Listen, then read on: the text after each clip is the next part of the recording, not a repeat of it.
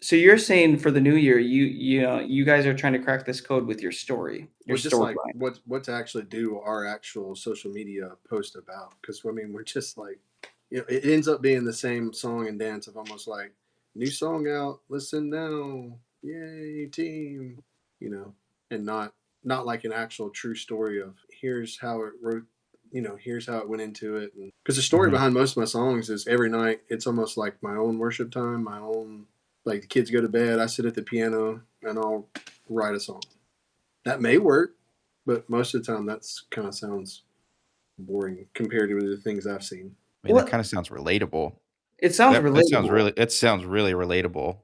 No, like, this is a legitimate topic that Jason and I were talking about this past week of I know that a couple weeks ago, we talked about, like, AI and stuff and how to stay authentic. Authenticity is a word that we're using today, but live streaming seems like it's the move because there's a heightened risk for messing up or making mistakes, and that, like, establishes that authenticity on social media and helps you stand out more, but even, like, just propping your phone up and recording a video while you're songwriting or something, I feel like That's there's so many people that would resonate with that.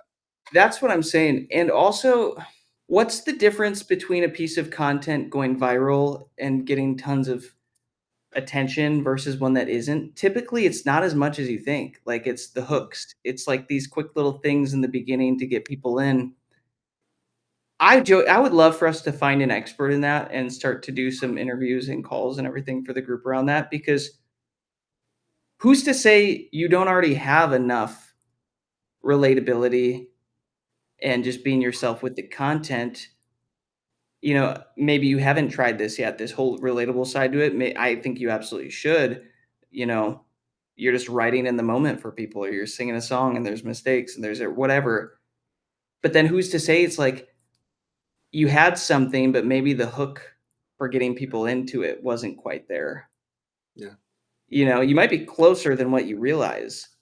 Like these guys that are all at the top, they're just showing us their lives. Now their lives look really cool and impressive, right? Because they've made it. They're at the top. They've got the stadium tours and everything. But how did they get there? Because they built fans along the way without that stuff. What's your strategy going to be for 2026 regarding authenticity, conviction, and storyline? The game, you're way ahead, and then you throw in your closer who's, like, Oh, gonna the strike closer. everybody out. Yeah, the Yep. closer. Yeah, the closer it would be. Yeah. I thought you were gonna say, what's it called when you're up by so much that you can just put in anybody because it doesn't matter anymore? The third string. No, the opposite of Third that. string. Can Yeah. we Enter get back me, stage left. the backup to the backup to the backup? Yeah, he gets to go in now. I'm like the third string relief pitcher. I'm doing dishes, so I'm just here. Fantastic. We're My here for it. man. What we What are we what talking about? we've been talking about is going into 2026, how are we going to approach our music careers with more authenticity, more conviction, and more content relating to the actual storyline between, who we are and why we're actually doing what we're doing with our music? So fast, real content, I guess, is where my head goes. Very quick generated, very off the cuff, very unprecious about the creation and the release of it. I think that's what it's going to be all about in 2026. And you're saying, not having to craft this perfect video and everything, it's more like pull up the phone, click record, send that thing, Fire quantity from Yeah, over the hip. quality. yeah, go to Just work. Yeah, yeah, like I mean, I think, and like, I feel like I'm beating a dead horse here, but like, it's been pretty obvious that since COVID, that like organic stuff has been the thing that the algorithm has favored, and it still seems to be that way. So, I mean, you could get through an entire artist career without ever hiring a video crew. I saw some kids on Instagram that had like 100,000 followers on their band, and because they filmed a music video on their neighbor's Ring doorbell. I saw that. Yeah. Hey guys, Joey here. What you're watching right now is just a quick sneak peek from one of our live weekly calls inside the Anthem network. Every week, we're helping independent artists break through creative blocks, nail their release strategy, and make smarter moves with their careers, live in real time. If you want to actually jump in on calls like this, ask your own questions, get real feedback on your artist journey, you can grab a 7-day free trial right now. That means you can join the next call for free. Just hit the link in the description. All right, let's get back to it. Freaking brilliant. Like, go like stand behind, go find a car with a reverse cam, and stand behind. Dude, that's actually. And then let it run you over, and then you don't have to deal with this anymore. Joey, that was dark. I'm sorry. The Tesla cam with like 4 different angles around the car. You could like revolve the music video That's around. creative. That is actually kind of awesome. Or and just then hold maybe up like the Walmart checkout thing where it films That's what I was your about to say. stealing. Yeah, hold up the Dude, film a whole entire music Walmart video in a line. Walmart checkout. Just like hold up the Yeah, whole that would line work for like good. 4 minutes. Oh my That would gosh. be hilarious. That'd be awesome. That actually is genius. And you just get somebody else filming the like pissed off people, Joey, you and should you try just it. like cut that together. Amazing. See if you can get Walmart to share it.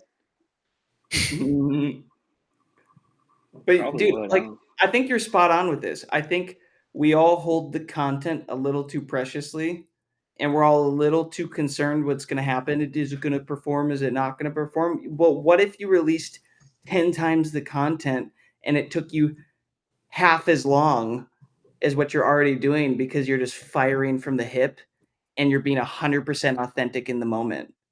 And it doesn't matter how it performs. So you're not really attached to each particular piece of content because there's so many out there. You know? It's like Joey, with your guitar instrumental content that you do across your brands, how much content do you release? You've unloaded content for a minute. Well, Gio does a lot of the editing for me.